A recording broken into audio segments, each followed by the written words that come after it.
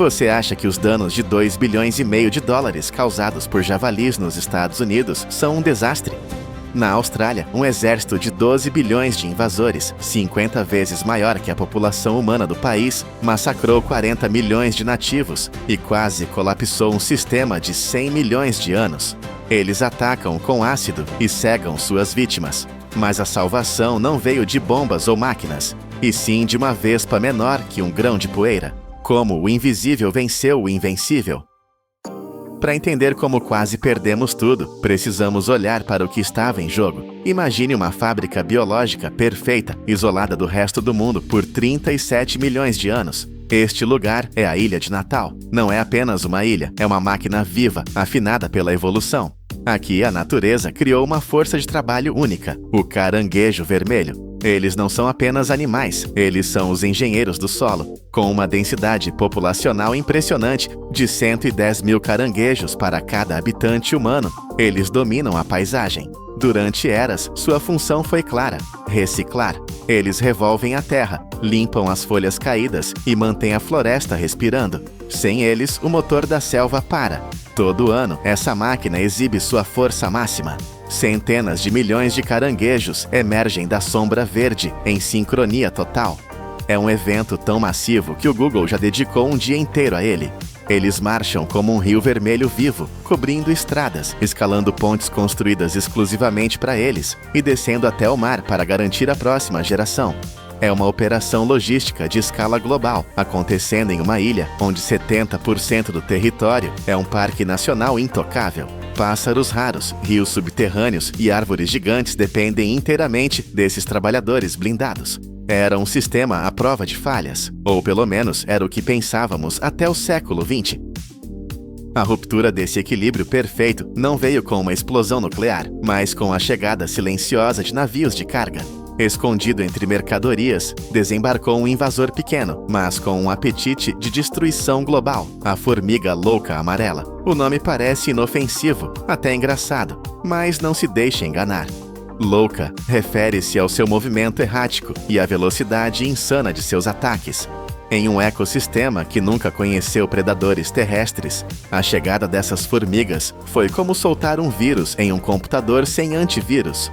Elas não apenas sobreviveram, elas conquistaram. Em poucos anos, elas construíram uma super colônia. Não estamos falando de formigueiros comuns. Estamos falando de uma entidade única, conectada, com 12 bilhões de soldados operando como um só organismo. Durante a estação chuvosa, esse exército brotava do solo como uma maré viva. E eles tinham uma arma secreta: ácido fórmico. Um dos ácidos naturais mais potentes do mundo. O ataque era um pesadelo químico. Ao encontrar um caranguejo vermelho, milhares de formigas disparavam jatos de ácido diretamente nos olhos do gigante. Cego em segundos e em agonia, o caranguejo ficava indefeso. Em menos de 24 horas, um animal centenas de vezes maior que seus atacantes estava morto, transformado em alimento para a colônia. O massacre foi industrial. A população de caranguejos despencou de 40 milhões para apenas 15 milhões. Foi um colapso catastrófico. Sem os engenheiros para limpar o chão, a floresta começou a sufocar. Folhas secas se acumularam, bloqueando a luz e o oxigênio, criando um barril de pólvora pronto para incendiar. Árvores jovens morreram. Pássaros perderam seus lares. Em um piscar de olhos geológico, um império de milhões de anos estava sendo dissolvido em ácido. Mas aqui está o mistério que intrigou os cientistas. Como essas formigas conseguiram energia para sustentar um exército de 12 bilhões em uma ilha isolada? Nenhum exército marcha de estômago vazio. A resposta revelou uma aliança sombria, um sindicato do crime biológico. As formigas não estavam trabalhando sozinhas. Elas tinham um parceiro silencioso, a cochonilha laque amarela. Este inseto minúsculo funciona como uma bomba de combustível viva. Elas se fixam nos troncos das árvores, sugam a seiva vital e a convertem em uma substância doce e rica em energia chamada melada. Para as formigas loucas, essa melada é combustível de foguete. É puro açúcar, energia instantânea para lutar, marchar e se reproduzir sem parar. Em troca desse suprimento ilimitado, as formigas oferecem proteção total. Elas agem como guardas-costas brutais, matando qualquer predador que tente comer as cochonilhas. É uma forma de pecuária intensiva. As formigas protegem o rebanho cresce e a produção de combustível dispara. É um ciclo de feedback positivo terrível, como jogar gasolina em um incêndio florestal. Onde as cochonilhas estavam presentes, a densidade de formigas explodia em 95%. Em alguns pontos críticos, os cientistas contaram 700 formigas patrulhando cada metro quadrado de floresta. Imagine isso: 700 máquinas de matar em um único quadrado de chão. Era uma ocupação total. Sem inimigos naturais para quebrar essa aliança, a supercolônia se espalhou centímetro por centímetro, transformando a floresta vibrante em um deserto silencioso, dominado por um único império. A humanidade não podia ficar parada, assistindo à extinção. A decisão foi tomada: contra-atacar com força máxima. Mas como você luta contra 12 bilhões de inimigos escondidos na selva densa? A resposta inicial foi química. O veneno escolhido chamava-se fipronil, uma toxina poderosa capaz de eliminar ninhos inteiros. Mas a logística dessa guerra era um pesadelo. Os redutos das formigas estavam em penhascos íngremes e vales profundos, onde nenhum humano conseguia chegar a pé. A única opção era o ataque aéreo. Helicópteros carregados com iscas tóxicas voaram sobre a ilha, bombardeando a floresta com quase 3 quilos de veneno por acre. Cada missão era uma aposta de alto risco e custo altíssimo. Uma única campanha podia custar 2 milhões de dólares. E havia um perigo ainda maior: o tempo. O ataque só podia acontecer na estação seca.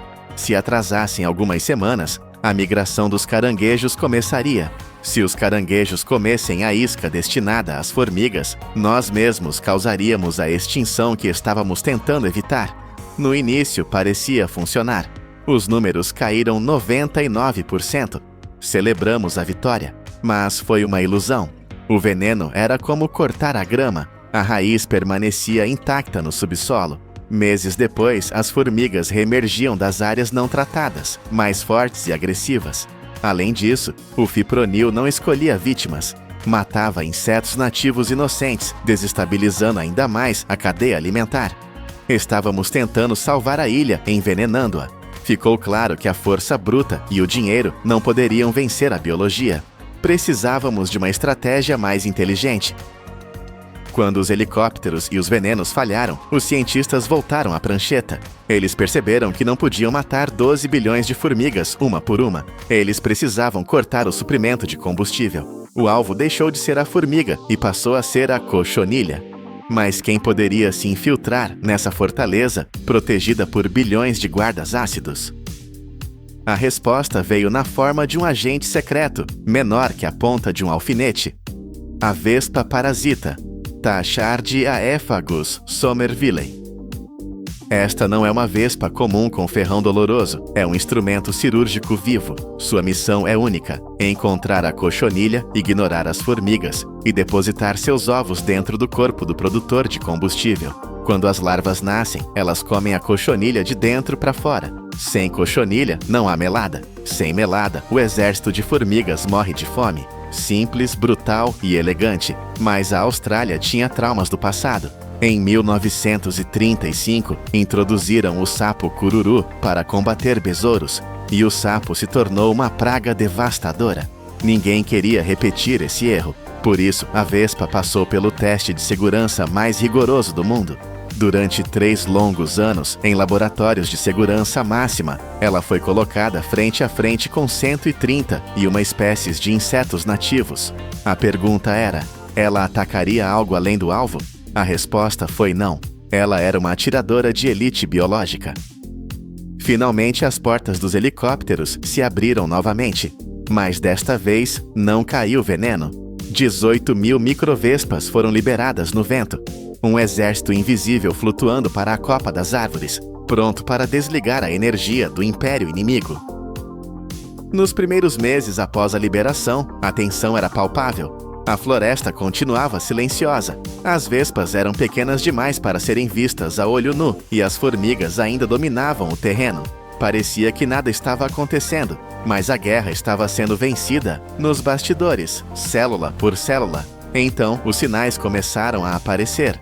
Os troncos das árvores, antes brilhantes de melada pegajosa, começaram a secar. A refinaria de açúcar estava fechando as portas. Privadas de seu combustível de alta energia, as formigas começaram a falhar. O superorganismo, antes hiperativo, tornou-se lento. A fome se espalhou pela colônia. 2 anos após a liberação das vespas, os cientistas voltaram ao Marco Zero, o local que antes fervilhava com 700 formigas por metro quadrado. O que eles viram foi inacreditável. O chão estava limpo. De 700 restavam menos de 10 formigas. O império de 12 bilhões havia desmoronado sem um único tiro disparado. E então, o milagre aconteceu. Os verdadeiros donos da ilha voltaram, timidamente no início, mas logo em ondas massivas. Os caranguejos vermelhos reapareceram nas trilhas. Eles começaram a escavar tocas, arejando o solo compactado. Comeram as folhas mortas, limpando o chão da fábrica. A máquina da floresta, enferrujada e parada, começou a girar novamente. Na migração de 2024, a contagem de caranguejos explodiu, ultrapassando 100 milhões. A cor verde voltou a dominar onde antes havia mofo preto. Pássaros raros pararam de morrer. A vida venceu. Hoje, a Ilha de Natal é um monumento à resiliência e à inteligência. Salvamos 100 milhões de vidas gigantes usando uma criatura que você mal consegue ver na ponta do seu dedo. Mas não se engane, a guerra não acabou. O inimigo não foi aniquilado, ele apenas recuou. Nas profundezas da selva inexplorada, onde as vespas ainda não chegaram, as formigas loucas amarelas sobrevivem em pequenos bolsões, protegendo as últimas cochonilhas, esperando. Um único erro nosso, um descuido na vigilância, e elas podem ressurgir do subsolo para reconstruir seu império de ácido. Esta história é um aviso poderoso.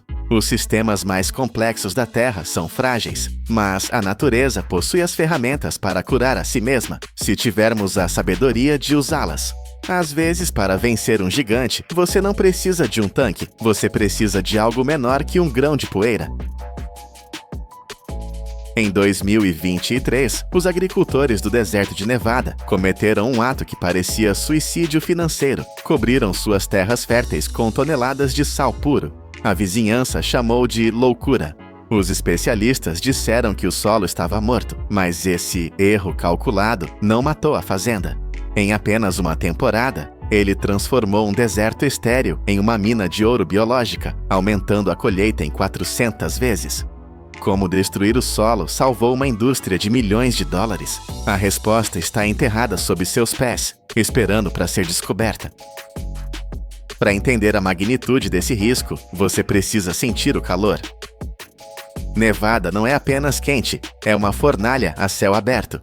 O sol aqui não ilumina, ele martela o solo até criar uma crosta dura e impenetrável. É um lugar onde a agricultura é uma guerra constante contra os elementos. E no centro dessa batalha está uma planta que vale mais do que parece, a alfafa. Você pode olhar para um campo de alfafa e ver apenas grama para gado, mas biologicamente, essa planta é uma fortaleza impenetrável. Ela possui um segredo mecânico que frustrou a tecnologia agrícola por décadas. Cada pequena flor roxa de alfafa esconde um mecanismo de defesa brutal. É uma armadilha. Dentro das pétalas, a coluna reprodutiva está sob tensão extrema, como uma mola de aço comprimida ou o gatilho de uma arma. Para que a planta produza sementes, o ouro que os agricultores buscam, esse gatilho precisa ser disparado fisicamente, mas a alfafa não facilita. Quando um inseto pousa para pegar o néctar, o mecanismo dispara. Pá! A coluna bate no inseto com uma força violenta e surpreendente. Para uma abelha comum, a abelha do mel que todos conhecemos, esse golpe é aterrorizante. Imagine levar um soco no rosto toda vez que você tenta comer. As abelhas comuns, inteligentes como são, aprendem a trapacear. Elas roubam o néctar pela lateral da flor, evitando o gatilho. O resultado? O campo fica roxo e lindo, mas completamente estéril. Sem o disparo, não há semente. Sem semente, não há lucro. Até 2023, a situação era crítica. Os rendimentos estavam escorrendo pelos dedos como areia seca. As fazendas estavam sangrando dinheiro, gastando fortunas em água e fertilizantes para plantas que se recusavam a se reproduzir. A terra estava ficando mais salgada, os custos de produção subiam a níveis insuportáveis, e as soluções modernas falhavam uma após a outra. Parecia o fim da linha. A tecnologia humana, com todos os seus tratores e química, havia perdido para uma pequena flor teimosa. O desespero exige medidas desesperadas, ou talvez apenas um olhar para o passado. A solução para esse impasse de milhões de dólares não veio de um laboratório futurista, mas de uma sala de arquivo empoeirada em uma universidade. A doutora Clara Martinez, revirando papéis esquecidos da década de 1970, encontrou um desenho. Era o projeto de um engenheiro esquecido pela história moderna. O nome desse engenheiro era Nomia Melanderi, conhecida como a abelha alcalina. Esta não é a abelha dos desenhos animados.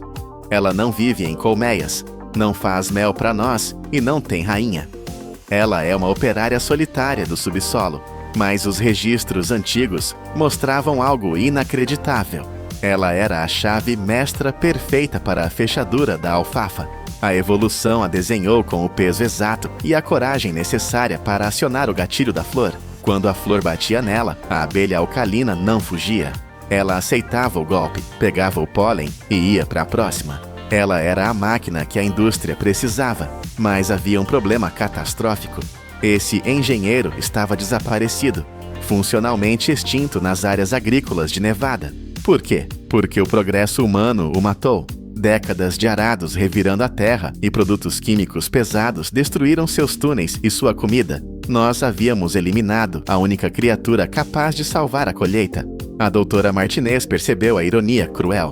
A resposta estava ali o tempo todo, mas nós a enterramos sob camadas de modernização. Se os agricultores quisessem salvar suas terras, teriam que fazer algo impensável. Eles teriam que parar de lutar contra a natureza hostil de Nevada e, em vez disso, reconstruir o ambiente que passaram 50 anos tentando destruir.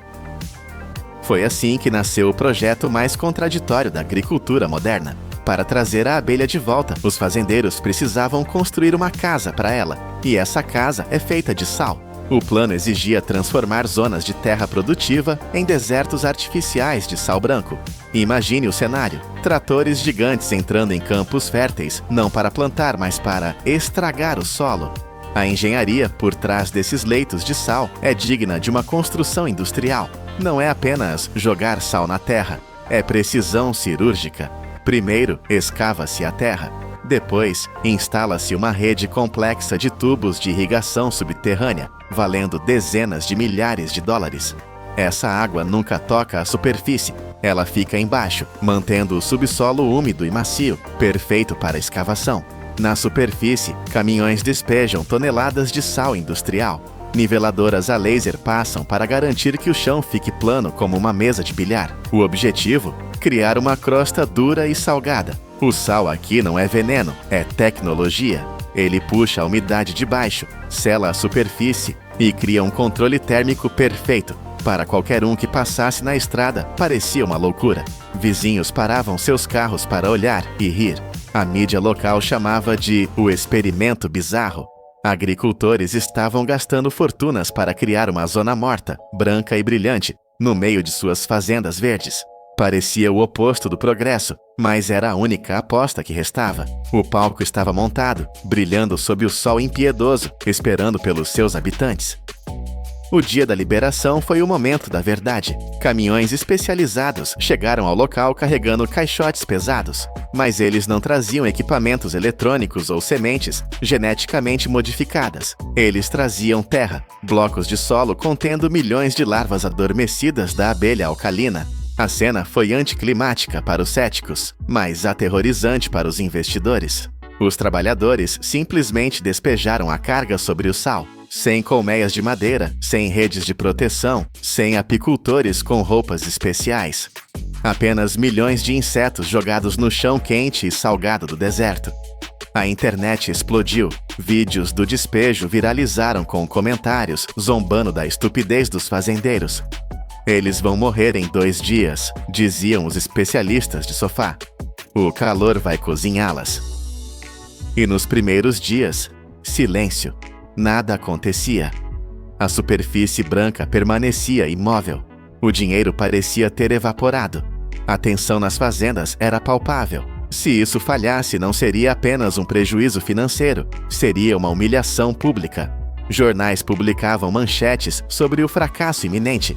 Nevada parecia ter perdido o juízo. Mas o que ninguém conseguia ver, o que as câmeras não podiam captar, era a revolução acontecendo centímetros abaixo das botas dos críticos. Enquanto o mundo ria, o exército subterrâneo estava acordando. Abaixo daquela crosta de sal hostil, uma das maiores obras de engenharia biológica do planeta estava em andamento. As abelhas alcalinas não cavam buracos, elas constroem cidades. No escuro e na umidade perfeita controlada pelo sistema de irrigação, elas começaram a trabalhar. Cada fêmea é uma mineradora de elite. Elas escavam túneis verticais perfeitamente redondos, descendo até 50 centímetros na terra. A precisão é matemática. Elas usam a umidade do solo para cimentar as paredes dos túneis, criando tubos lisos e resistentes que não desmoronam. E aquela crosta de sal na superfície que todos criticavam, ela se tornou o escudo perfeito. Ela reflete o calor excessivo e é dura demais para predadores como formigas e besouros penetrarem. O sal era a muralha do castelo. A densidade populacional desafia a lógica urbana. Em um único metro quadrado de solo salgado, milhares de ninhos operam lado a lado. É uma metrópole invisível de alta densidade. Dentro de cada túnel, câmaras de cria são construídas e revestidas com uma secreção natural à prova d'água, protegendo o pólen e os ovos como cofres bancários.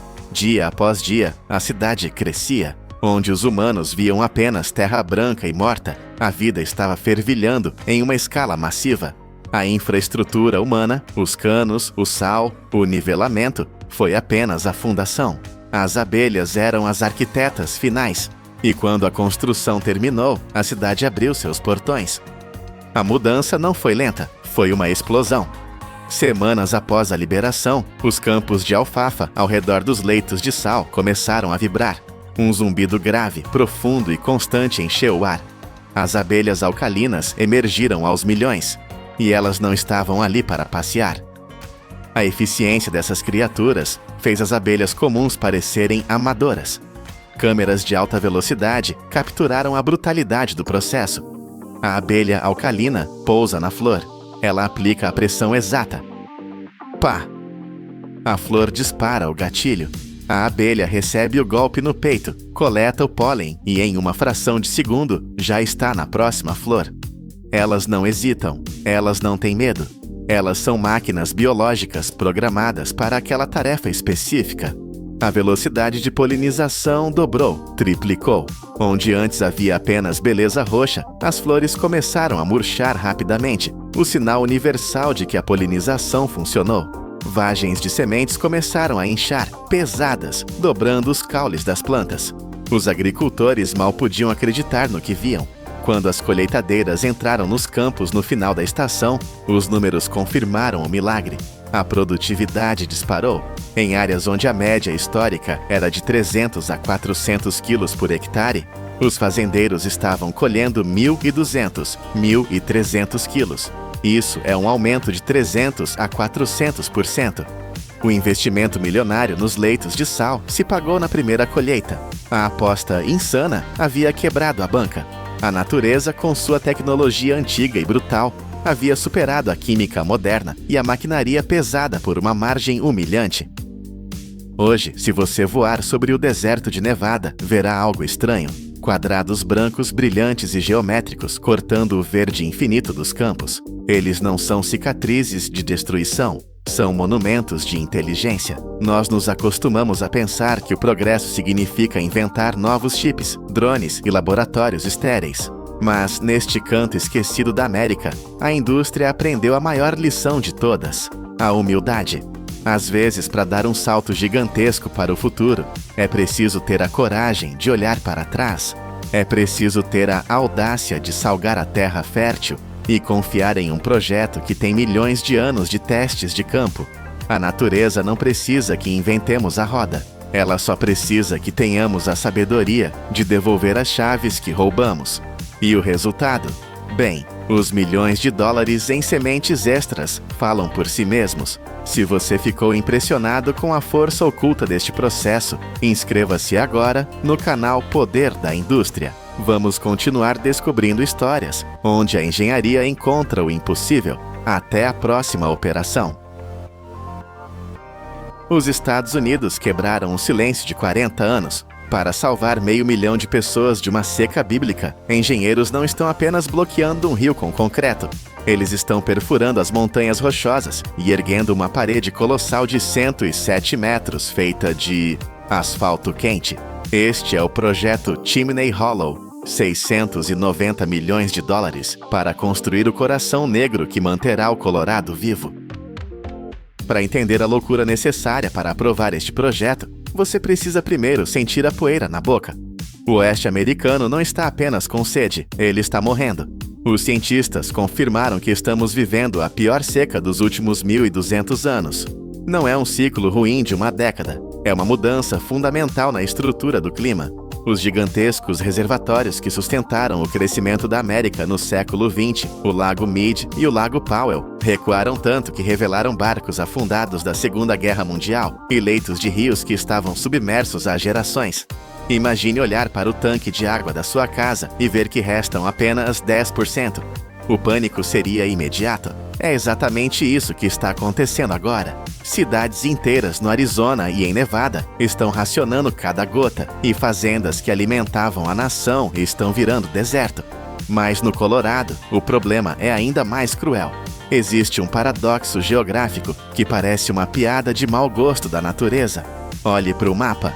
80% da população do estado vive no lado leste das montanhas, onde as cidades estão explodindo em tamanho e devem dobrar de população até 2050. Mas a água está quase toda no oeste. A cada primavera, quando a neve derrete nos picos majestosos das rochosas, bilhões de litros de água pura e gelada correm para o lado errado. Elas fluem para o oeste, em direção ao Oceano Pacífico, deixando as planícies do leste secas e sedentas. É um desperdício que a civilização moderna não pode mais aceitar. A missão dos engenheiros tornou-se clara e aterrorizante. Eles precisam roubar essa água da gravidade. Eles precisam fazer o impossível acontecer. Transportar um rio inteiro através de uma parede de granito sólido que toca as nuvens. E para armazenar esse tesouro líquido, eles precisam construir algo que a América parou de construir há décadas. Antes que a primeira gota de água possa ser guardada, ela precisa fazer uma viagem que desafia a física. Não estamos falando de um simples cano de jardim. Estamos falando do sistema circulatório artificial mais ambicioso da América do Norte. A água começa sua jornada no reservatório Windy Gap. Mas o verdadeiro monstro de engenharia que torna tudo isso possível é o Túnel Adams. Imagine estar dentro de uma broca gigante, triturando a rocha mais dura do planeta. O Túnel Adams é uma passagem escura e úmida, de 21 quilômetros de comprimento, perfurada diretamente através do coração das montanhas rochosas.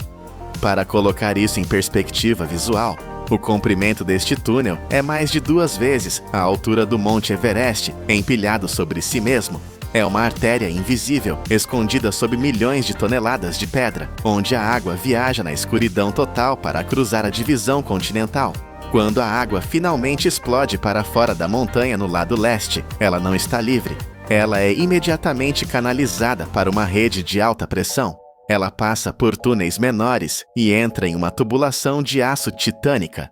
Este tubo tem 3 metros e 20 centímetros de largura. É tão grande que você poderia dirigir um caminhão de entrega dentro dele sem arranhar os espelhos laterais. A pressão aqui é imensa.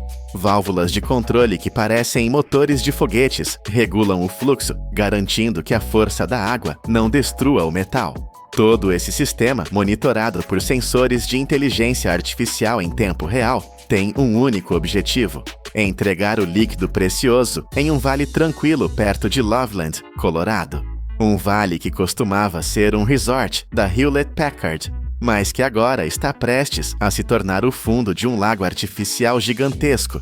Mas quando essa água chegar, o que a impedirá de destruir tudo em seu caminho? Aqui chegamos ao local da construção, onde a escala humana desaparece. O que está sendo erguido no Chimney Hollow não é uma barragem comum. Esqueça a imagem da represa Hoover, aquele arco de concreto branco e rígido que você vê nos filmes. Aquilo foi o símbolo do século XX. O século XXI exige algo diferente. Esta é uma barragem de aterro, uma montanha artificial meticulosamente construída por mãos humanas e máquinas gigantes. A parede se ergue a 107 metros de altura. Isso é equivalente a um arranha-céu de 35 andares, bloqueando a saída do vale. O comprimento da crista da barragem se estende por mais de 1 quilômetro, cobrindo uma distância igual a 11 campos de futebol profissional colocados em linha reta. O volume de material movido aqui é incompreensível. Caminhões basculantes que parecem brinquedos à distância transportaram e depositaram 6,8 milhões de metros cúbicos de rocha. Eles estão construindo uma pirâmide moderna, camada por camada. Quando estiver cheio, este reservatório segurará 1,22 bilhões de metros cúbicos de água. Isso é água suficiente para abastecer toda a cidade de Denver por 5 anos inteiros. A pressão na base dessa parede será esmagadora. Se essa barragem falhar, a catástrofe seria bíblica. Mas houve um momento de pânico silencioso no início do projeto. Para construir uma barragem de rocha, você precisa de um núcleo impermeável, geralmente feito de argila, para impedir que a água passe pelos espaços entre as pedras. Quando as escavadeiras rasgaram o chão do vale até a rocha matriz, os geólogos confirmaram o pior pesadelo. Não havia argila. O vale era apenas areia e granito triturado. Sem argila, a barragem seria apenas uma pilha de pedras permeável. A água passaria direto por ela. O projeto de 690 milhões de dólares parecia condenado antes mesmo de começar. Mas a engenharia americana olhou para a Europa, especificamente para a Noruega e a Suécia, e encontrou uma solução radical. Eles decidiram abandonar a terra e usar o petróleo. A solução é o asfalto, mas não o asfalto que você dirige todos os dias. Estamos falando de núcleo de asfalto hidráulico, uma tecnologia tão rara que este é apenas o segundo projeto em toda a história da América do Norte a utilizá-la. É aqui que o vídeo se torna quente e viscoso. Imagine uma fábrica química montada no meio das montanhas. O cheiro de betume quente enche o ar. As máquinas aquecem uma mistura especial de pedras finas, e betume a uma temperatura infernal de 150 graus Celsius. A mistura é negra, brilhante e mortalmente quente. Esta substância não é despejada de qualquer jeito. Uma pavimentadora especial, guiada por laser e GPS, deposita o asfalto no centro exato da barragem, subindo camada por camada, à medida que as rochas são empilhadas ao redor. O resultado é um núcleo preto, vertical, que funciona como a espinha dorsal da barragem. Mas por que asfalto? A resposta é genialidade pura. O concreto é duro, mas é quebradiço. Se o chão se mover, o concreto racha. O asfalto nesta mistura especial é viscoelástico. Isso significa que ele é sólido o suficiente para ficar em pé, mas flexível o suficiente para fluir. Pense nisso como um coração de pedra, envolto em uma camada gigante de borracha indestrutível. Se um terremoto sacudir as montanhas, ou se a barragem assentar com o peso colossal da água, o núcleo de asfalto não vai rachar. Ele vai se dobrar, ele vai se adaptar. Se uma pequena fissura aparecer, a pressão e o calor natural farão com que o asfalto sangre para dentro da rachadura, selando-a automaticamente. É uma barragem que se cura sozinha. É a fusão perfeita de força bruta e química avançada. Para instalar isso, eles tiveram que bombear concreto líquido nas profundezas da terra, criando uma cortina de isolamento na rocha-mãe, e depois construir este núcleo negro, centímetro por centímetro, sob o sol escaldante e a neve congelante. É uma barreira feita para durar não décadas, mas séculos. Mas a confiança cega na química não é suficiente quando 500 mil de vidas estão em jogo. A barragem Chimney Hollow não é apenas uma pilha de pedras com um centro de asfalto. Ela é um robô gigante disfarçado de montanha, enterrados profundamente dentro daquela parede negra, onde nenhum humano jamais poderá ir novamente. Estão mais de 500 sensores de fibra óptica e instrumentos de pressão. Estes não são sensores comuns. Eles formam um sistema nervoso digital que está acordado 24 horas por dia, 7 dias por semana. Esses nervos digitais conseguem sentir coisas que nós não conseguimos. Eles detectam a pressão da água empurrando contra a parede. Eles sentem as microvibrações do vento batendo na crista da barragem. Eles podem até registrar tremores de terra acontecendo a centenas de quilômetros de distância. Todos esses dados são enviados para um cérebro de inteligência artificial no centro de controle da Northern Water. O computador conhece a respiração normal da barragem. Se houver qualquer mudança, 1 milímetro de deformação, uma gota de vazamento, o alarme soa antes que o problema se torne real. Além disso, drones autônomos patrulham os céus acima da barragem diariamente, criando mapas 3D com precisão de centímetros. Não há humanos pendurados em cordas arriscando suas vidas para inspecionar rachaduras. Os robôs fazem tudo. Mas toda essa tecnologia tem um preço, e não é apenas financeiro. O custo real é pago pela natureza. Onde agora vemos esta máquina de água, existia um ecossistema vivo. Florestas de pinheiros, riachos onde cervos bebiam água ao amanhecer, trilhas onde famílias acampavam no verão. Tudo isso se foi. O fundo do vale foi raspado, limpo e preparado para ser afogado. É uma visão melancólica. Ver a beleza selvagem ser substituída pela necessidade humana. Para compensar essa perda, o projeto prometeu plantar 2 árvores para cada uma que foi derrubada e criar novos habitats para a vida selvagem. Mas a verdade nua e crua permanece. Nós trocamos um vale vivo por uma bateria de água. E mesmo agora, com a barragem pronta, o reservatório não encherá da noite para o dia. Levará 3 anos de invernos com neve para encher este gigante. É um lembrete de que, não importa o quão avançada seja nossa engenharia, ainda dependemos da misericórdia do céu. Na década de 1980, a América disse não às grandes barragens. O país acreditava que a era de domar a natureza com força bruta havia acabado. Hoje, 40 anos depois, o projeto Chimney Hollow está diante de nós como uma prova de uma nova realidade. Não vencemos a natureza, tivemos que negociar com ela.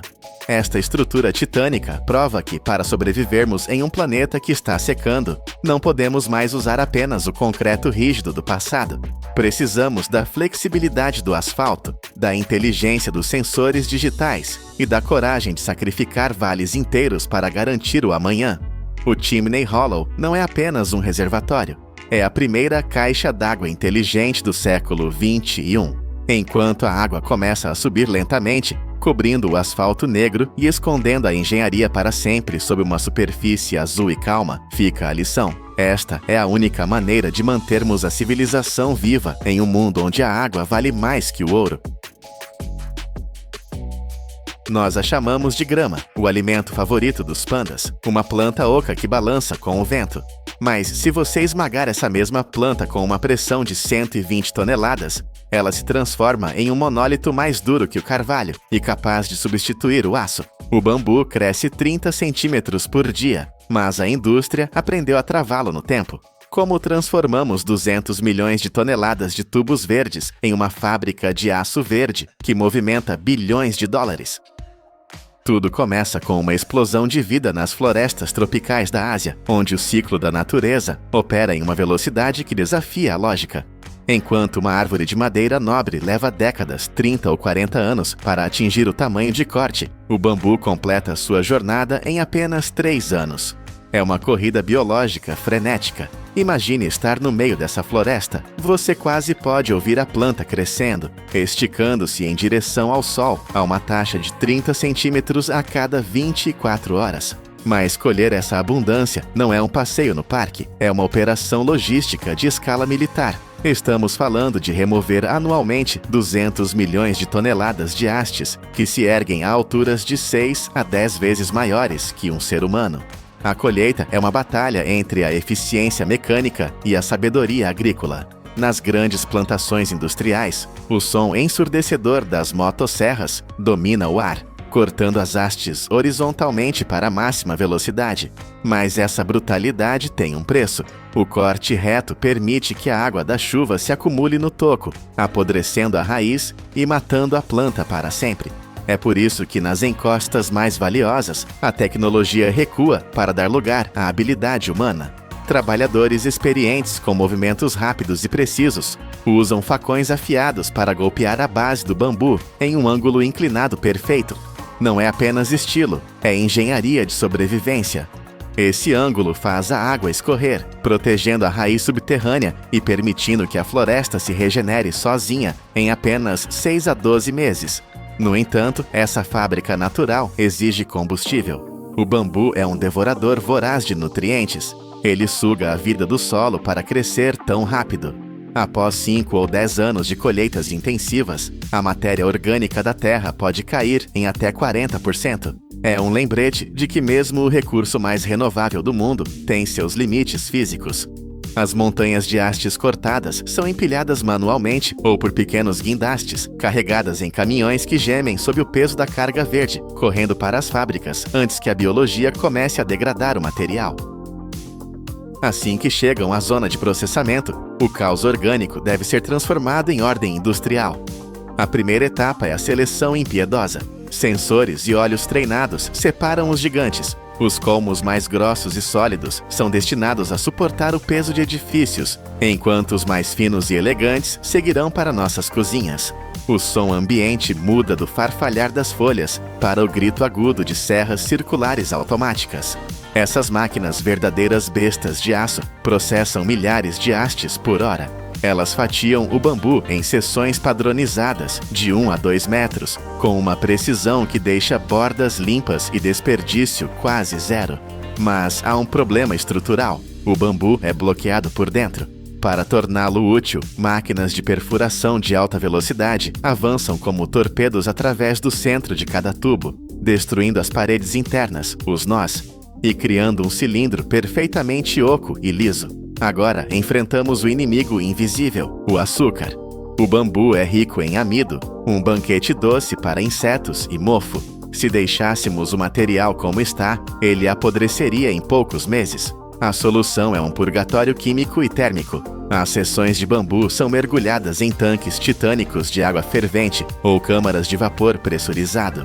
Ali, elas cozinham por 6 a 12 horas consecutivas. Muitas vezes, adicionam-se soluções alcalinas suaves, como peróxido de hidrogênio, para branquear e esterilizar profundamente as fibras. Esse processo mata qualquer organismo vivo e dissolve o amido.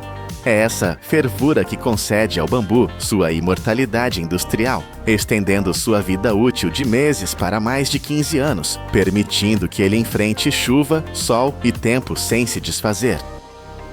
Com o material agora estéril e durável, começa a transformação geométrica. O objetivo é fazer o impossível: transformar um tubo redondo em uma placa plana. O bambu é dividido em tiras longas e finas, que passam por plainas de precisão que removem a casca verde e a pele interna, deixando apenas a carne dourada da madeira. Essas tiras são então banhadas em adesivos biológicos modernos, livres de toxinas como o formaldeído, preparando-se para a união. O que acontece a seguir é uma demonstração de força bruta. As tiras são organizadas e enviadas para prensas hidráulicas gigantescas. Imagine o peso de uma locomotiva concentrada em uma única mesa. A máquina aplica uma pressão esmagadora, de 80 a 120 toneladas, combinada com um calor intenso. Sob essa força, as tiras individuais deixam de existir. Elas se fundem, os espaços vazios desaparecem, e a cola penetra em cada poro microscópico. Quando a prensa se abre, não vemos mais plantas, mas painéis sólidos e pesados. Após o resfriamento, essas chapas são lixadas e polidas até brilharem como vidro.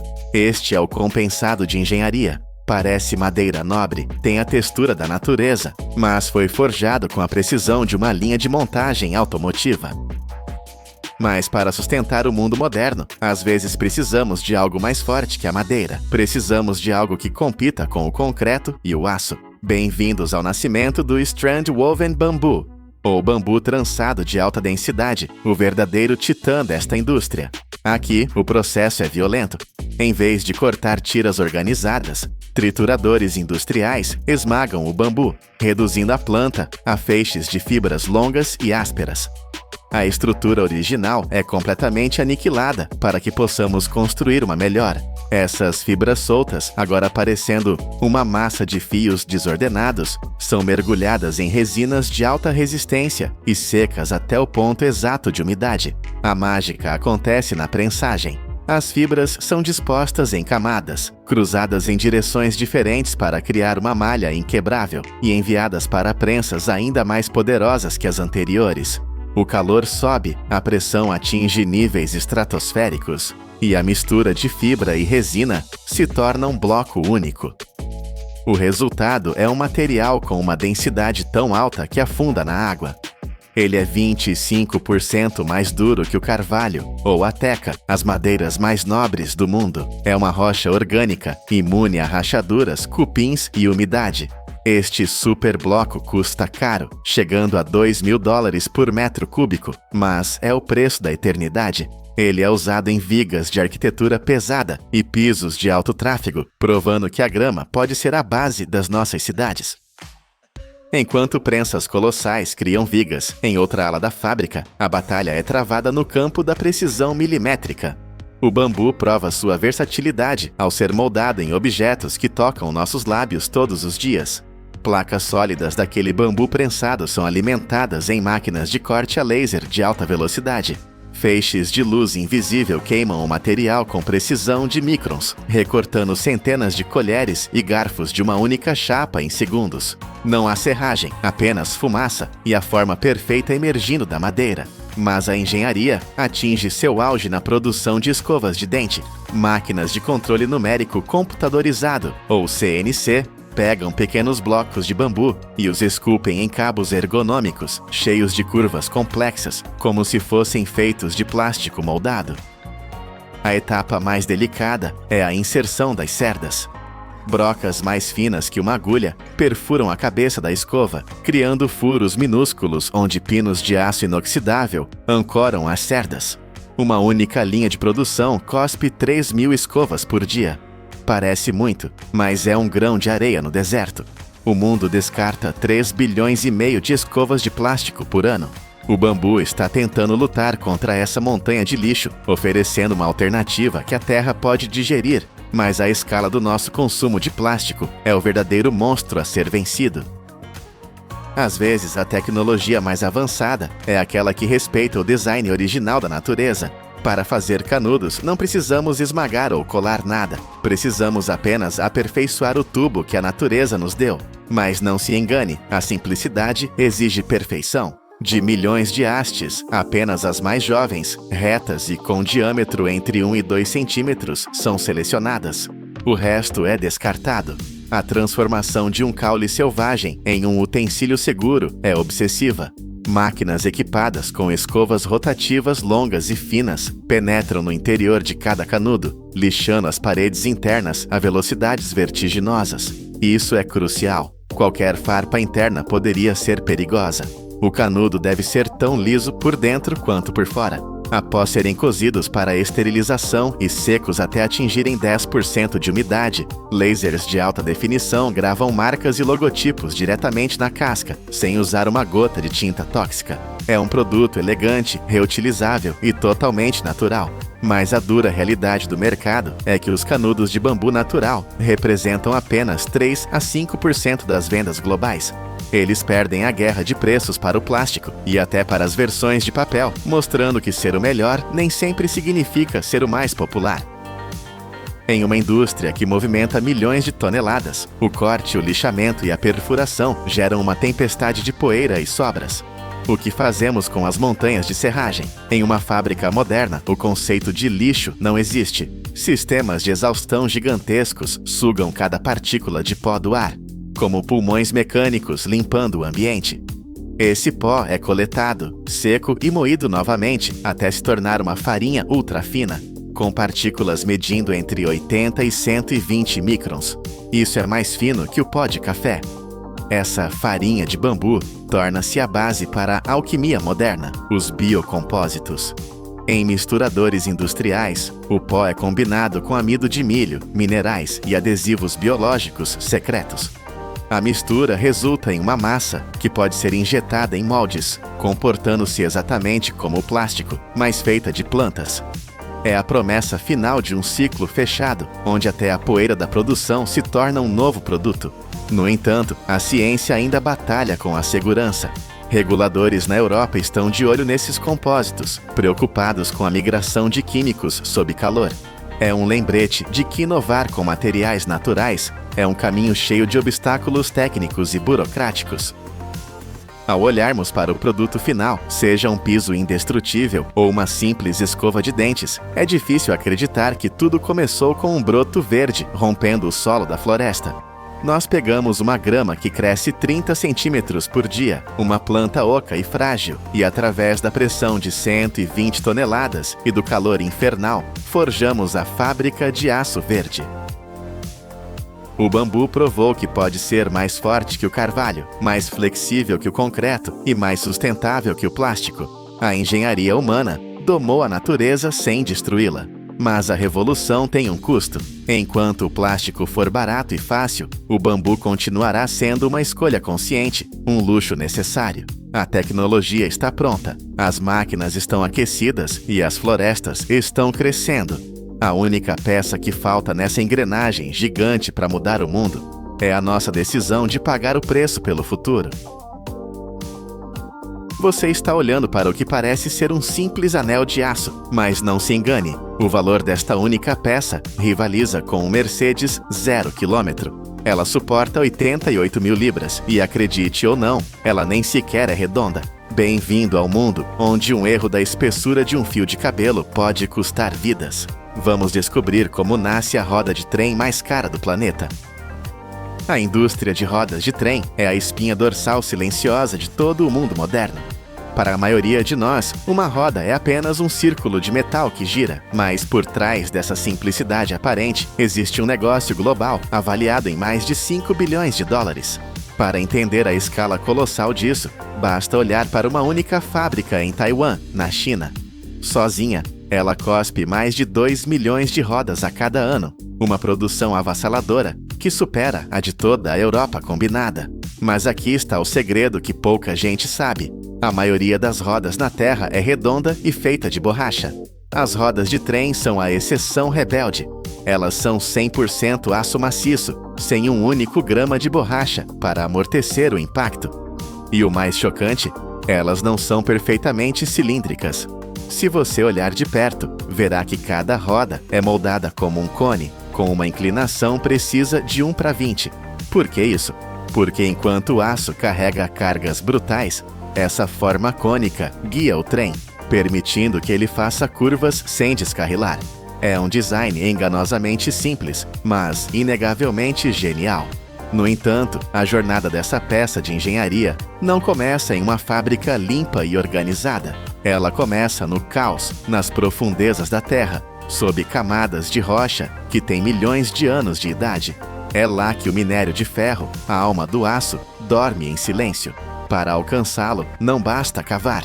Engenheiros precisam perfurar centenas de buracos na rocha sólida, cada um com quase 66 pés de profundidade. A precisão aqui é vital. O desvio permitido não é maior que 1 polegada. Por que tanto rigor? Porque esses buracos abrigarão explosivos industriais poderosos. A detonação não é aleatória. É uma sinfonia de destruição controlada, com atrasos medidos em milésimos de segundo. Quando o botão é apertado, uma única explosão rompe mais de 110 milhões de libras de rocha. É como derrubar uma parede geológica inteira de uma só vez. Quando a poeira finalmente baixa e o eco da explosão desaparece, caminhões de transporte massivos, verdadeiros monstros mecânicos, entram em cena para mover o minério. Cada carga que eles transportam carrega o potencial para forjar mais de 120 rodas de trem. Mas não pense que podemos pegar essa rocha e fazer uma roda imediatamente. Se fizéssemos isso, o trem não duraria um dia nos trilhos. Os grandes pedaços de rocha bruta devem primeiro passar por uma tortura mecânica, sendo esmagados por rolos industriais e martelos gigantescos. O objetivo é reduzi-los a partículas uniformes, com seu tamanho controlado obsessivamente. Se as pedras forem grandes demais, elas não derreterão totalmente na fornalha, criando pontos fracos. Se forem finas demais, a mistura torna-se instável como areia movediça. Após o esmagamento, o minério entra em câmaras de mistura, que parecem estádios de futebol cobertos, onde é misturado com coque e fundentes. É aqui que a ciência se torna crítica. O minério usado para rodas de trem é uma receita completamente diferente daquela usada para vigas de prédios. Ele precisa ser puro. Níveis de carbono, manganês e enxofre devem ser baixíssimos. Mesmo um desvio minúsculo na química pode ser fatal. Por exemplo, moer o minério muito rápido gera calor por atrito, o que altera a estrutura cristalina microscópica do material. O resultado? A roda se desgastaria meses antes do previsto. Agora, prepare-se para o calor. A mistura entra nos fornos de arco elétrico e altos fornos, lugares onde a temperatura ultrapassa os 2.900 graus Fahrenheit. Para se ter uma ideia, isso é mais quente que a lava de muitos vulcões ativos. O minério sólido se rende e vira um rio de aço líquido brilhante e furioso. Dentro desse inferno controlado, eletrodos de grafite e jatos de oxigênio purificam o metal. Mas os engenheiros não confiam apenas nos olhos. Sensores espectroscópicos e sondas térmicas analisam a composição química a cada segundo, como um médico monitorando os sinais vitais de um paciente crítico. Eles sabem que um desvio de apenas 0,01% na mistura é suficiente para fazer uma roda rachar. E pior, apenas 0,5% de gás residual preso no metal pode causar uma explosão térmica quando o trem frear bruscamente. Somente quando o aço atinge a perfeição absoluta, ele é liberado para ser moldado. O aço líquido esfria e se torna sólido novamente em forma de longos tarugos. Agora começa o verdadeiro show de força bruta, o corte do tarugo. Serras automatizadas com dentes de diamante fatiam as barras de aço em blocos circulares. A precisão aqui é de milésimos de polegada. Não há espaço para mais ou menos. Imediatamente após o corte, robôs imunes ao cansaço levantam cada bloco e o colocam em um forno de aquecimento. O aço precisa amolecer, brilhar em um laranja intenso, quase branco. Quando atinge o ponto ideal, ele é movido para a estrela do show, a prensa de forjamento massiva. Imagine uma força capaz de esmagar um tanque de guerra como se fosse uma lata de refrigerante. É isso que acontece aqui. Um único golpe da prensa, exercendo milhares de toneladas de força compressiva, faz o bloco de aço sólido se render. Ele se expande para fora, ganhando a forma bruta de uma roda. É um momento violento e belo. O metal não é cortado, ele é obrigado a fluir, redistribuindo sua estrutura interna para se tornar mais denso e forte. Mas a forma ainda é grosseira, é apenas um esqueleto. Logo após o golpe, jatos de água resfriam pontos estratégicos para aliviar a tensão. Em seguida, a roda semi-acabada é levada para um laminador de múltiplos eixos. Esta máquina é uma maravilha da engenharia. 13 eixos diferentes pressionam a roda ao mesmo tempo, de todos os lados. É como um oleiro moldando argila, mas a argila aqui é aço incandescente e as mãos são rolos hidráulicos com força titânica. Esse processo alinha os grãos do aço, criando uma memória muscular no metal, que permitirá que ele suporte bilhões de rotações sem falhar. A roda agora tem a forma perfeita, mas ainda é vulnerável. Ela precisa ser endurecida. Ela entra na fase de tratamento térmico, onde enfrentará seu teste mais cruel. As rodas são aquecidas novamente e então mergulhadas em um tanque de têmpera. Neste tanque, centenas de bicos de alta pressão disparam água gelada diretamente na borda da roda, enquanto o núcleo permanece quente. O objetivo é criar uma casca ultra dura na parte externa, onde a roda toca o trilho, mantendo o centro flexível para absorver choques. É um equilíbrio térmico delicado. Se a temperatura da água ou do aço variar apenas alguns graus, a estrutura interna se estilhaça.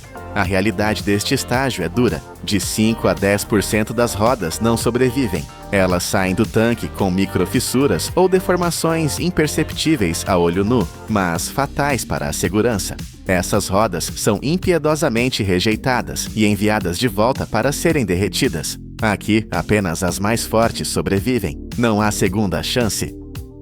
As sobreviventes seguem para a usinagem. Em um torno CNC vertical, a roda gira a 100 rotações por minuto, enquanto ferramentas de corte removem a camada oxidada, revelando o aço prateado e brilhante por baixo. As ranhuras e flanges são esculpidas com precisão cirúrgica. O diâmetro final é ajustado para cerca de 35 polegadas. Mas a beleza externa não é suficiente. O perigo real se esconde onde os olhos não podem ver. Por isso, a roda passa por um teste de ultrassom de imersão total. Ela é mergulhada em água e ondas sonoras de alta frequência atravessam o metal. Se houver uma bolha de ar microscópica ou uma rachadura interna, o som será desviado e o computador soará o alarme. Se a roda passar por isso, ela ainda enfrenta o teste de dureza e o balanceamento. Uma roda desbalanceada a alta velocidade vibraria tanto que poderia destruir o trem. Por fim, ela recebe uma pintura especial. Não é para ficar bonita, é uma mistura de epóxi e poliuretano, que age como um escudo invisível contra sal, graxa e umidade. No final desta etapa, cada componente é rastreado. Técnicos escaneiam os códigos dos rolamentos. É uma verificação rápida, mas crítica. Um rolamento errado pode superaquecer, travar a roda e causar um descarrilamento catastrófico, resultando em prejuízos de milhões de dólares e colocando vidas em risco. Agora chegamos a um dos momentos mais fascinantes da engenharia moderna, a união da roda com o eixo. Você pode pensar que eles são parafusados ou soldados. Nada disso. Eles são unidos pela pura magia da física. O processo é chamado de ajuste por interferência. O eixo de aço é resfriado para que ele encolha alguns milésimos de polegada. Ao mesmo tempo, as rodas podem ser levemente aquecidas. Então, uma prensa hidráulica colossal, exercendo de 4 a 6 milhões de libras de força, empurra as rodas para o eixo. É um movimento lento, tenso e irreversível.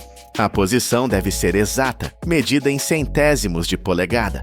Quando o eixo volta à temperatura ambiente, ele se expande. Ele agarra a roda com uma força de atrito tão brutal que nada consegue separá-los. Sem parafusos, sem solda, sem cola. Apenas metal contra metal, unidos por uma força inquebrável que suportará dezenas de toneladas por décadas. Após a montagem, lasers verificam a concentricidade e sensores simulam cargas extremas, garantindo que o conjunto funcione perfeitamente no mundo real. Só então o código de identificação é gravado a laser na borda, o passaporte vitalício da roda. A roda está pronta, mas ela precisa de um corpo. Entramos nos salões de montagem, onde o truck ou bode é construído. Esta é a estrutura que age como as pernas do trem. O conjunto de rodas é baixado na estrutura por guindastes aéreos. Amortecedores hidráulicos e molas gigantes são instalados para garantir que o trem deslize suavemente. Acima disso tudo, o enorme motor a diesel é instalado. Ele é o coração da besta. Mas aqui está o detalhe interessante. O motor a diesel não move as rodas diretamente. Ele gira um alternador que cria eletricidade. Essa eletricidade alimenta os motores de tração montados lá embaixo, no bogie. São esses motores elétricos que realmente giram as rodas de aço que acabamos de ver nascer. Finalmente, o trem completo vai para o teste dinâmico. Ele é colocado em uma bancada de rolos, correndo parado no lugar. Sensores monitoram tudo, gerando milhares de dados por segundo. Vibração, temperatura, força de frenagem. Tudo deve ser perfeito. Do minério bruto explodido da terra ao aço líquido fervente, da violência da prensa de forjamento à precisão silenciosa dos lasers. O que começou como uma rocha fria, agora é uma peça de tecnologia capaz de carregar o mundo nas costas. Olhe para o próximo trem que passar. Lembre-se de que aquelas rodas não são apenas pedaços de ferro. Elas são o resultado de uma batalha épica entre o homem e a matéria, onde cada milímetro conta e cada detalhe é uma questão de sobrevivência. Elas giram em silêncio, suportando o peso da nossa economia e a segurança de milhares de vidas. Se você sentiu o peso dessa engenharia, deixe seu comentário abaixo. Qual parte do processo te surpreendeu mais? E não se esqueça de se inscrever no canal Poder da Indústria. A jornada pelo mundo das mega máquinas está apenas começando. Uma única lâmpada de LED custa apenas alguns dólares, um valor irrisório que nos faz esquecer a complexidade que ela esconde. Mas para criar este pequeno ponto de luz, a humanidade construiu uma indústria colossal, avaliada em mais de 100 bilhões de dólares. Tudo começa com um fragmento de material menor que um grão de poeira, que deve sobreviver a um ambiente mais hostil que o espaço e mais limpo que uma sala de cirurgia. Se uma única partícula de sujeira tocar no chip, todo o lote é destruído. Como é que transformamos pedra e gás numa luz que brilha durante décadas sem se apagar? Durante quase toda a história moderna, a civilização aceitou uma troca brutal e ineficiente. Para vencer a escuridão, precisávamos queimar coisas. As lâmpadas incandescentes de Thomas Edison, que dominaram o mundo por um século, eram na verdade aquecedores que, por acidente, emitiam luz. Elas desperdiçavam 90% da energia apenas a gerar calor, transformando eletricidade em temperatura em vez de iluminação. Depois vieram as lâmpadas fluorescentes, mais eficientes, mais cheias de mercúrio tóxico e com uma luz fria e trêmula. O mundo industrial ansiava por algo melhor. Precisávamos de uma fonte de luz que fosse digital, fria e praticamente eterna. Foi dessa necessidade urgente que nasceu a tecnologia do diodo emissor de luz, o LED. Mas o caminho não foi fácil. Durante décadas, o LED foi o primo pobre da iluminação. Ele era fraco e incapaz de iluminar uma sala. Servia apenas como aquelas pequenas luzes vermelhas indicadoras em televisões ou painéis de controlo. A humanidade estava presa. Para criar luz branca pura, precisávamos de 3 cores primárias: vermelho, verde e azul. Tínhamos o vermelho e o verde, mas o LED azul era o santo grau impossível da física. Sem o azul, não havia branco. Sem o branco, não havia revolução. Foi apenas em 1994, num laboratório no Japão, que a barreira foi quebrada. A criação do LED azul de alto brilho mudou tudo. Foi o momento em que deixamos de depender do fogo e do gás para iluminar as nossas cidades e passamos a dominar o movimento dos eletrões. A jornada física de cada lâmpada começa não numa fábrica de vidro, mas numa base de cristal. O coração de cada LED é cultivado sobre um disco de safira artificial. A safira é escolhida não pela sua beleza, mas pela sua dureza extrema e capacidade de suportar o inferno térmico que está por vir. Mas antes que qualquer trabalho possa começar, os seres humanos devem entrar no ambiente mais controlado da face da Terra. A fábrica de chips opera dentro do que chamamos de sala limpa. E este termo não é um exagero. O ar aqui dentro é filtrado de tal forma que é 1000 vezes mais limpo do que uma sala de cirurgia hospitalar. Neste mundo microscópico, o maior inimigo da engenharia não é uma falha mecânica, mas sim a poeira. Uma única partícula de pele humana, um único fio de cabelo ou um grão de pó invisível a olho nu seria como um asteroide a colidir com uma cidade. Se cair sobre o disco de safira, arruína milhares de chips instantaneamente. É por isso que os trabalhadores se vestem como astronautas. Eles usam fatos de corpo inteiro, capuzes duplos, máscaras filtrantes e botas antiestáticas. Nenhuma pele fica exposta. Antes de cruzar a porta blindada, eles passam por chuveiros de ar de alta pressão que arrancam qualquer contaminante restante. Só quando o ambiente atinge a perfeição absoluta é que os discos de safira são retirados dos contentores selados, prontos para a transformação. Agora a magia invisível começa. Os discos de safira são colocados dentro de reatores gigantes que operam a temperaturas extremas, muito acima dos 1000 graus Celsius. Gases raros e perigosos contendo galho e nitrogênio são bombeados para dentro destas câmaras. No calor intenso, a química transforma-se em estrutura física. Os gases cristalizam-se sobre a safira, não como uma pintura, mas átomo por átomo. Eles formam camadas ultrafinas, perfeitamente alinhadas, criando uma estrutura tipo sanduíche, que é mais fina do que a membrana de uma célula. É aqui que nasce a junção PN. o local exato onde, no futuro, a eletricidade colidirá para criar um fotão de luz. Mas, neste momento, o disco parece apenas um espelho liso. Para o olho humano, nada mudou. Mas, sob um microscópio potente, vemos que aquela superfície lisa é, na verdade, um campo de batalha potencial para milhões de eletrões. Para transformar este potencial em realidade, o disco deve ser desenhado. Entramos na sala de fotolitografia, um lugar banhado por uma estranha luz amarela. A luz branca é proibida aqui porque contém raios ultravioleta que destruiriam os produtos químicos sensíveis usados nesta etapa. Um material líquido sensível à luz é espalhado sobre o disco giratório. Em seguida, uma máquina projeta padrões de circuitos microscópicos usando luz ultravioleta, queimando o design do chip na superfície com uma precisão alucinante. Estamos a falar de margens de erro menores que um micrômetro. Se o alinhamento falhar por uma fração da espessura de uma bactéria, todo o disco, que vale milhares de dólares, vai para o lixo. Ácidos corrosivos lavam as partes indesejadas, deixando para trás um mapa complexo de cidades em miniatura. O disco é então bombardeado com metal vaporizado, num vácuo profundo para criar os contatos elétricos. Agora, aquela única bolacha de safira contém dezenas de milhares de chips de LED funcionais, todos amontoados à espera de liberdade. Chegamos a um dos momentos mais tensos e visualmente satisfatórios de todo o processo. Temos milhares de chips numa única placa sólida. Como os separamos sem destruir a sua estrutura interna frágil? Serras mecânicas seriam demasiado brutas. A resposta é a luz concentrada. Um sistema de laser de alta energia dispara pulsos rápidos e cirúrgicos sobre o disco. O laser não toca fisicamente no material. Ele vaporiza canais microscópicos entre cada chip, desenhando uma grelha perfeita. Após o corte a laser, acontece algo espetacular.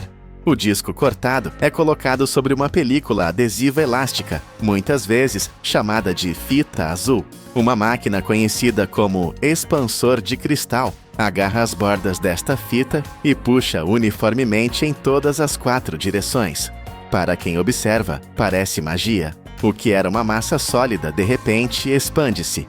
E milhares de minúsculos quadrados separam-se uns dos outros em perfeita sincronia, flutuando como uma galáxia em expansão. Agora cada quadrado é um chip individual, isolado e pronto.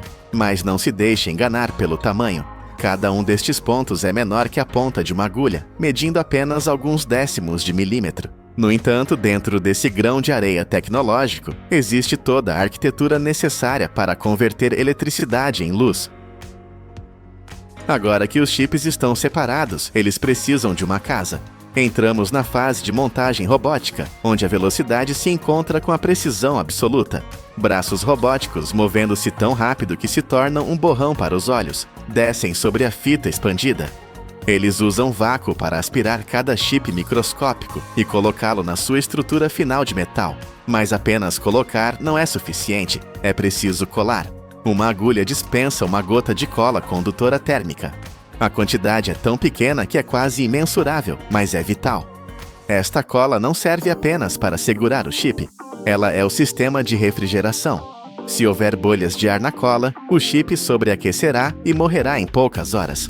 Uma vez colado e curado no forno, o chip está seguro, mas está isolado. Ele precisa de energia. É aqui que entra o material mais nobre da Terra para conduzir a eletricidade: o ouro. As máquinas de wire bonding realizam uma costura industrial em escala microscópica. Elas usam um fio de ouro com 99% de pureza. Este fio é tão fino, cerca de 20 micrômetros, que é 5 vezes mais fino que um fio de cabelo humano. Se você espirrasse perto dele, ele poderia partir-se. A máquina opera num ritmo frenético, fazendo várias ligações por segundo. Ela derrete a ponta do fio de ouro numa bola microscópica, esmaga-a contra o chip usando ultrassom, puxa o fio criando um arco perfeito e solda a outra ponta no terminal de metal. Tudo isto acontece num piscar de olhos. Câmaras de alta velocidade verificam cada conexão. Se o arco do fio for demasiado alto, ele tocará na lente. Se for demasiado baixo, partir-se-á com o calor. É uma dança mecânica de perfeição, repetida milhões de vezes por dia. Aqui está um segredo que a maioria das pessoas desconhece. Os chips de LED que acabamos de montar não produzem luz branca. Se os ligássemos agora, veríamos apenas uma luz azul intensa e profunda. Mas ninguém quer iluminar a sua sala de estar com luz azul. Então, como criamos o branco brilhante que usamos todos os dias? A resposta é pura alquimia química. Os engenheiros usam um pó amarelo especial chamado fósforo. A precisão necessária aqui é assustadora. O pó é pesado em balanças digitais, sensíveis o suficiente para detectar o peso de uma impressão digital. Este pó é misturado com uma resina transparente e aplicado sobre o chip azul.